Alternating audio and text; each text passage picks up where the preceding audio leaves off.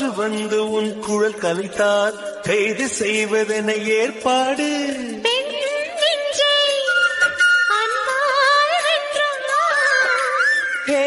ராணி, அந்த இந்திரலோகத்தில் நான் கொண்டு தருவேன் நான் ஒரு பூவீடம். மாமா, கதிர் மாமா, உங்களை மாமான்னு கூப்பிடணுமா? மாமான்னு கூப்பிட்டா உங்களுக்கு அவ்வளோ பிடிக்குமா? இனி உங்களை மாமானே கூப்பிடுறேன். இன்னைக்கு அவர் வந்ததும் அவரை மாமான்னு கூப்பிடுவோம். அப்ப அவர் எவ்வளவு சந்தோஷப்படுறாருன்னு பார்க்கணும். அதான் தாகமா இருக்கு, கொஞ்சம் தண்ணி கொண்டு வரியா? கொண்டு வரேங்க.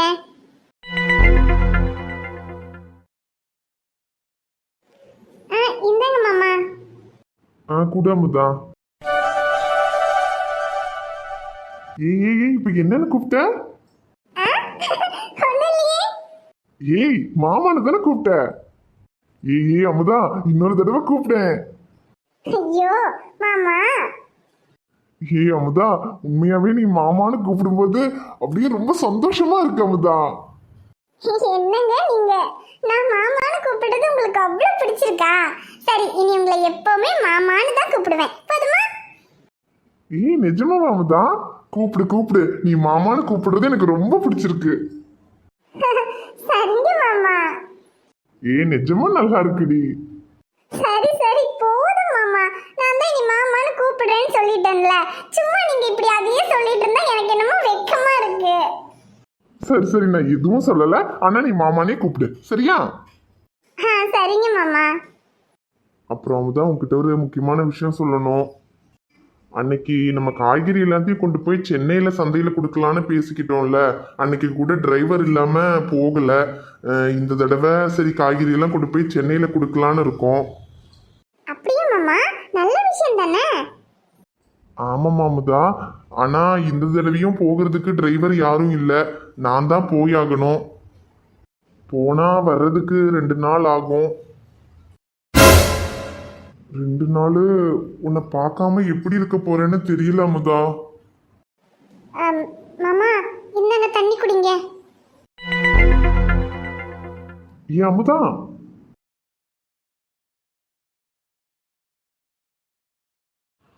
ஏன் அமுதா? சொல்லுங்க மாமா. என்னம்மா, உன்னை விட்டு போறதுல எனக்கும் கஷ்டமா தான் இருக்கு. ஆனா என்ன பண்றது சொல்லு? நீ இப்படி சோகமா உட்காந்தா நான் எப்படி போவேன்? ஐயோ அப்படியெல்லாம் இல்லை மாமா, நீங்க போயிட்டு வாங்க. அது என்னன்னு தெரியல, உங்களை பார்க்காம 2 நாளைக்கு இருக்கணும்னு நினைக்கும் போது கொஞ்சம் கஷ்டமா இருக்கு, அவ்வளோதான். அது நான் சரியாயிடுவேன் மாமா, நீங்க போயிட்டு வாங்க.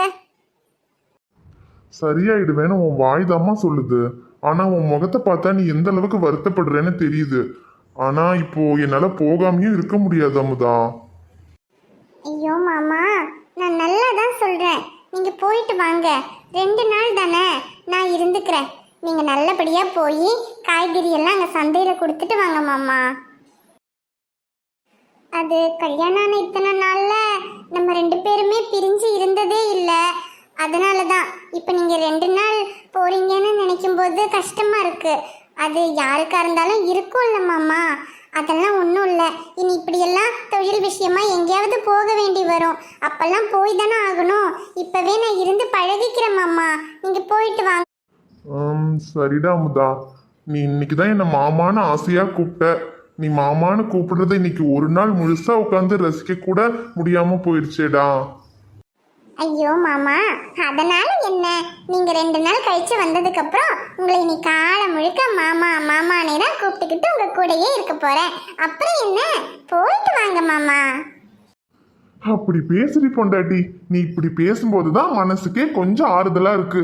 அதை விட்டுட்டு முகத்தை இப்படி சோகமா வச்சுக்கிட்டு சொன்னேன்னா எனக்கு எப்படி போக மனசு வரும்? ஐயோ மாமா, சரி இப்ப முகத்தை சிரிச்ச மாதிரி வச்சிருக்கேன், போதுமா? இனி நிம்மதியா போயிட்டு வாங்க. சரிடி பொண்டாட்டி, நீயும் பார்த்து இரு என்ன. என் செல்ல மாமா, என்ன பாத்துக்கிறதுக்கு இங்க அத்தை இருக்காங்க, நீங்க தான் பார்த்து பத்திரமா போயிட்டு வரணும். சரிடி செல்ல பொண்டாட்டி.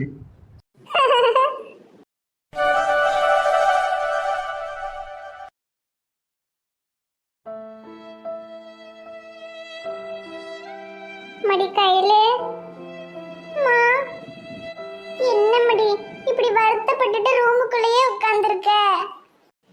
என்னம்மா? அப்பா இந்த கல்யாணத்துக்கு ஒத்துக்கு வரணும்னு நினைச்சம்மா. ஆனா அத்தை கிட்ட இப்படி முடியாதுன்னு சொல்லிட்டு வருவாருன்னு நினைக்கவே இல்லம்மா. நான் என்னடி கையில பண்றது? அப்பா அவ்வளோ கோவமா இருக்காரு. நான் சொல்லியும் கேட்கல, சம்பந்தியம்மா சொல்லியும் கேட்கல. அவரோட கோவம் எப்பதான் குறையும்னே தெரியலையேம்மா. என்னம்மா? அப்ப அப்பா இந்த கல்யாணத்துக்கு எப்பவுமே சம்மதிக்க மாட்டாரா? அப்படியெல்லாம் இல்லம்மா கையில. அவருக்கு கோவம் வந்துட்டா இப்படிதான், யாரு சொல்றதையும் காதுல வாங்கிக்க மாட்டாரு. உனக்கு தான் உன் அப்பாவை பத்தி தெரியுமே. எது சொல்றதுனாலும் அவருடைய கோவம் போனதுக்கு அப்புறம் சொன்னாதான் அவருக்கு புரியவே செய்யும். நீ ஒன்னும் கவலைப்படாதம்மா. கொஞ்ச நாள்ல அப்பாவோட கோவம் குறைஞ்சிரும். அதுக்கப்புறம் அவர்கிட்ட பொறுமையா பேசி இந்த கல்யாணத்துக்கு சம்மதம் வாங்கிடலாம். ஆனா அது வரைக்கும் நீ சக்தி தம்பி கிட்ட அங்க இங்கேன்னு வெளியே வச்சு எங்கேயும் பேசி அதை யாராவது வந்து அப்பா கிட்ட சொல்லிட்டாங்கன்னு வச்சுக்க, அவரோட கோவம் இன்னும் அதிகமாக தான் ஆகும். அதனால கொஞ்சம் பார்த்து இருந்துக்கம்மா கையில. அவரோட கோவம் குறைஞ்சிருச்சுன்னா அப்புறம் இந்த கல்யாணத்துக்கு எப்படியாவது சம்மதம் வாங்கிடலாம். சரியா? நீ ஒன்றும் கவலைப்படாம இரு. சரி, நீ எங்க விசேஷ வீட்டுல சாப்பிட்டது இரு, அம்மா உனக்கு சாப்பிட ஏதாவது எடுத்துட்டு வரேன். இல்லம்மா வேண்டாம், எனக்கு அங்க சாப்பிட்டதே வயிறெல்லாம் என்னமோ மாதிரி இருக்கு. எனக்கு எதுவும் வேண்டாம்மா, நான் அப்புறம் சாப்பிட்டுக்கிறேன். சரிம்மா கையில.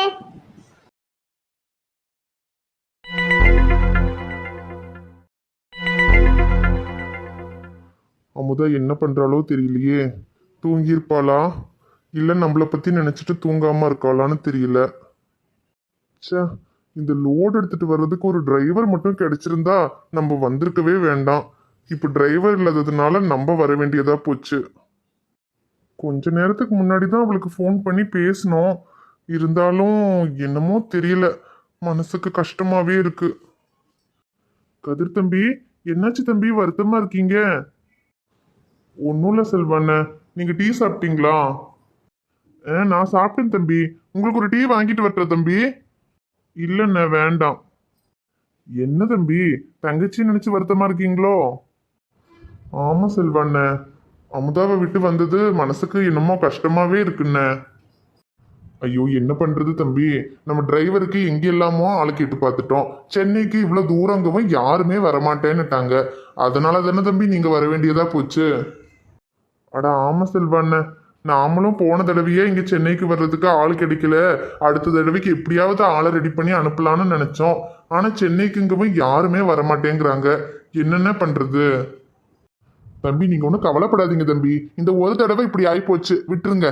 இனி அடுத்த வாரம் என் தங்கச்சி மாவன் ஒருத்தன் ஊர்ல இருந்து வரேன்னு சொல்லியிருக்கான். அவன் நல்லா லாரி எல்லாம் ஓட்டுவான். அவனை வேணும்னா நம்ம அடுத்த தடவைக்கு இங்க சென்னை வர்றதுக்கு அவனை வண்டி எடுத்துட்டு வர சொல்லுவோம். என்ன தம்பி? அப்படியே செல்வாண்ண, சரிண்ணே, அடுத்த முறையில இருந்து அப்படி பண்ணிக்குவோம். சரிங்க தம்பி. சரி, நீ நாளைக்கு நம்ம லோடெல்லாம் இறக்கிட்டோம்னா நாளைக்கு சாயந்தரம் நம்ம புறப்பட்டா நாளைக்கு காலையில போய் ஊருக்கு சேர்ந்துடலாம். நீங்க ஒன்றும் கவலைப்படாதீங்க தம்பி. அது இல்லை செல்வாண்ண, அன்னைக்கு அம்மாவை கூப்பிடுறதுக்கு பழனிக்கு போயிருந்தேன்ல, அப்பவும் இப்படிதான். அமுதாவை விட்டு போறதுக்கு மனசுக்கு என்னமோ மாதிரி இருந்துச்சு. அதே மாதிரி நான் போயிட்டு வர்றதுக்குள்ள அந்த மார்த்தாண்ட அமுதாவை கடத்தி ஏகப்பட்ட பிரச்சனையாகி அமுதா ரொம்ப கஷ்டப்பட்டுட்டா. இந்த முறையும் என்னமோ தெரியல, அமுதாவை விட்டு வரும்போது மனசுக்கு ஒரே சங்கடமாவே இருந்துச்சு செல்வாண்ண. அதான் எனக்கு என்னமோ கொஞ்சம் உறுத்தலாவே இருக்கு. அட என்ன தம்பி, அன்னைக்கு நீங்க தங்கச்சியை தனியா விட்டுட்டு போனீங்க, அதனால அப்படியெல்லாம் ஆயிப்போச்சு. ஆனா இந்த தடவை தான் அம்மா வீட்டுல இருக்காங்களே, அப்புறம் என்ன தம்பி, அம்மா பாத்துக்குவாங்க தங்கச்சிய. நீங்க ஒன்றும் கவலைப்படாம இருங்க தம்பி, எதுவும் ஆகாது. அம்மா இருக்காங்க தான் செல்வாண்ண, இருந்தாலும் மனசுக்கு என்னமோ மாதிரி இருக்குண்ண. அடா அது ஒன்றும் இல்லை தம்பி, கல்யாணமாகி இத்தனை நாள்ல நீங்க தங்கச்சியை விட்டு இப்படி தனியா வந்து இருந்தது இல்லைல்ல, அதனாலதான் தம்பி உங்களுக்கு அப்படி இருக்கு. இனி என்ன, நாளைக்கு ஒரு நாள் தான். நாளைக்கு ராத்திரி ஏறினா காலையில வீட்டுக்கு போய் சேர்ந்துடலாம். ஒன்றும் கவலைப்படாதீங்க தம்பி. சரிங்கண்ண. சரி, நீ காலையில தான் லோடெல்லாம் இறக்க முடியும்னு நினைக்கிறேன். நீங்க வேணா வண்டிக்குள்ள போய் படுத்துக்கங்கண்ண. சரிங்க தம்பி. நீங்க எதுக்கு வெளியே நிக்கிறீங்க? ஒரே பனியா இருக்கு. நீங்களும் வந்து வண்டிக்குள்ள பாருங்க தம்பி. நான் கொஞ்ச நேரம் கழிச்சு வரேண்ண. நீங்க போங்க, நீங்க போய் படுத்துக்கங்க. சரிங்க தம்பி. பேச்செல்லாம் தாலாட்டு போல என்னை உறங்க வைக்கவே இல்லை. தினமும் ஒரு முத்தம் தந்து காலை காஃபி கொடுக்கவே இல்லை. விழியில் விடும் தூசி கண்ணை அவள் எடுக்க நீ இங்கு இல்லை. அங்கே நீயும் அங்கே இந்த தனிமையில் நிமிஷங்கள் வருஷமான தேரோ. வானிங்கே நீளம் அங்கே இந்த உவமைக்கு இருவரும் விளக்கமான தேரோ. எங்க வீடியோ உங்களுக்கு பிடிச்சிருந்தா மறக்காம வீடியோவுக்கு ஒரு லைக் போடுங்க ஃப்ரெண்ட்ஸ். நீங்க போடுற அந்த ஒரு லைக் இன்னும் நிறைய பேர் நம்ம வீடியோவை பார்க்கிறதுக்கு ரொம்ப உதவியா இருக்கும். நம்ம வீடியோவை பார்த்து கமெண்ட் பண்ற எல்லாருமே என்னோட அக்கா தங்கச்சி அண்ணன் தம்பி தான். உங்க கமெண்ட்டை வந்து ஒரு நாளைக்கு யாராவது ஒருத்தர் கமெண்ட் நான் பார்க்கலனாலும் ஏன்டா அவங்க கமெண்ட் பண்ணலன்னு நான் யோசிப்பேன். அதனால எல்லாரும் மறக்காம கமெண்ட் பண்ணுங்க. அப்புறம் வீடியோவை உங்க ஃப்ரெண்ட்ஸுக்கு ஃபேமிலிக்கு எல்லாருக்கும் ஷேர் பண்ணீங்கன்னா இன்னும் எங்களுக்கு பெரிய உதவியா இருக்கும். அப்புறம் சேனலை நீங்க இன்னும் சப்ஸ்கிரைப் பண்ணாம வீடியோ பார்த்துட்டு இருந்தீங்கன்னா சேனலை சப்ஸ்கிரைப் பண்ணிட்டு பாருங்க. சப்ஸ்கிரைப் பண்ணுனீங்கன்னா நம்ம உறவு இன்னும் எப்பவுமே நீடிக்கிறதுக்கு அது உதவியா இருக்கும். ஓகே ஃப்ரெண்ட்ஸ், நாளைக்கு இன்னொரு புதிய வீடியோல பார்க்கலாம். Bye friends.